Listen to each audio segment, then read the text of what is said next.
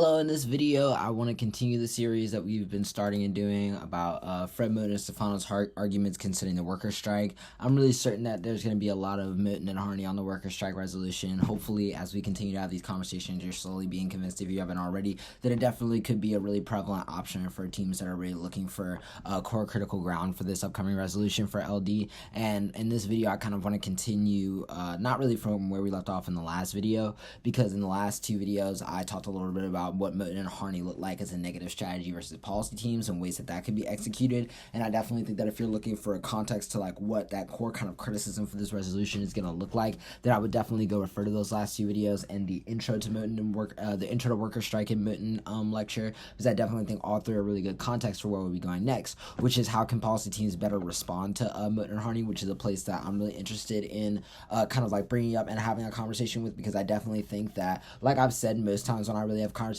about Moten, I really think it's important for teams that are responding from the policy arena to get beyond only really answering this in the vector of just like an anti-blackness argument, or being able to make arguments about just like the state generically, and really get into the kind of like weeds of what this debate looks like, because I think that historically it could be a really interesting debate to have. And I definitely think that a lot of the arguments that can be raised from the policy side of things are actually really interesting in the way they can engage some of the arguments that Moten and Harney are making, even if it doesn't get you to like the cleanest kind of like permutation or whatever. And so in this video, I kind of wanted to like think about, what are some of the priorities when you're answering Moten, and then kind of what does the framing and thesis debate look like in order to give you an easier way to navigate the rest of the flow, considering how much of the flow is kind of shaped by these top level concerns and the way that you're kind of like setting yourself up for what you'll have to take care of as the kind of like debate develops. And so hopefully this video can help be kind of like a set of guidelines for being able to navigate a lot of that stuff. And I think I kind of just want to start, like I said, right at the priorities for what you should be doing when you're debating this type of argument. I definitely think that when you're debating an argument that comes from Moten and Harney, a lot of the best arguments to really be made, I think, from a priority standpoint, is how can you make an argument that kind of acknowledges the inability for there to be a really strong structural argument from the negative, and then how do you use that to raise the link threshold that they need to have outside of just the generic kind of like say no to the plan stuff that you'll have to address regardless. And then how do you kind of like make it so that the impact comparison that's being made allows you to really kind of like use the material gains that can be made from the model of what you think resistance looks like in terms of the worker strike movement and the state's recognition of it, and then how can that then be applied to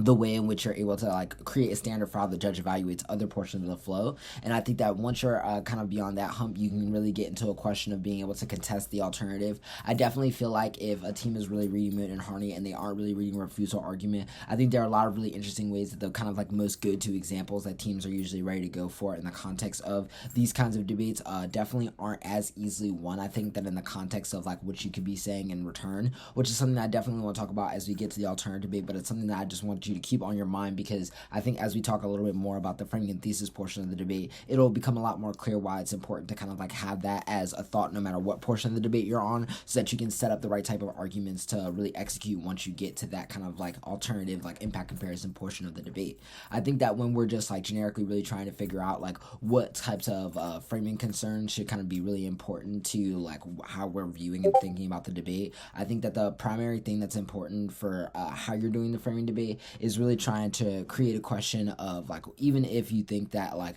the way in which like the AF is modeled in terms of policy v planning like is bad or whatever,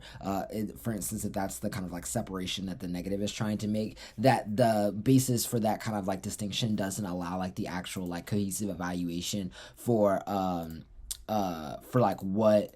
the debate should kind of like look like and how we should evaluate policy. I feel like the problem with like the kind of like planning v policy divide that I think is really the hole in this strategy is that I think that in the context of the policy argument and the difference between planning, there's not a lot of work done on whether or not like the policy becomes inevitability and how that changes the way in which we think about planning's relationship to policy and our stance in terms of that like indeterminacy between the two. I think that when you're kind of like making arguments about why weighting the plan specifically is good, here you really need to go right into the procedural kind of like norms about why being able to think about the plan on its own terms is good. And I think this is especially too on the resolution upcoming, because I feel like the recognition of a worker strike is so politically like different than a lot of other kind of like piecemeal reforms that have been offered up as like not only resolutions but just like what has been done in the past. And so I feel like the kind of like national recognition of it as like a human right would be like a really interesting way way to talk about how it kind of like overhauls and changes the way that we think about the role that politics plays, and the ability for citizens to kind of have like a more direct like interaction between like themselves and politics.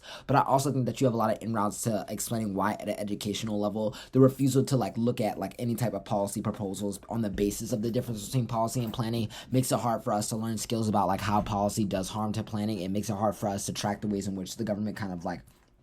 allows and condones and creates the conditions for like exploitation under like the kind of like a separation between the two, and why like a clean separation doesn't actually allow for like on the ground organizing that like is able to like create the most proximate resources for communities that are suffering the most. I feel like this is really helpful because then when you like really go on to the thesis debate, I think that it's like really important for you to kind of like start the debate off being like, our argument is that politics cannot continue to operate the way that it does. And I feel like if your thesis has like really good at the top level of indicting the current state of politics and the way that it relates to questions of radical protest, then you have a really good argument for why the way in which the plan relates to the worker strike and its recognition of it creates a different type of a political arena for the assertion of like resistance that allows for democracy to actually be corrective of the ways in which it creates like structural violence. And I think making arguments and then starting to build that historical texture for like examples where the government was kind of like anti or cracking down on movements, but like the recognition of the worker strike would be able to resolve the kind of things that justify that crackdown, that justify the government's like refusal to pay notice,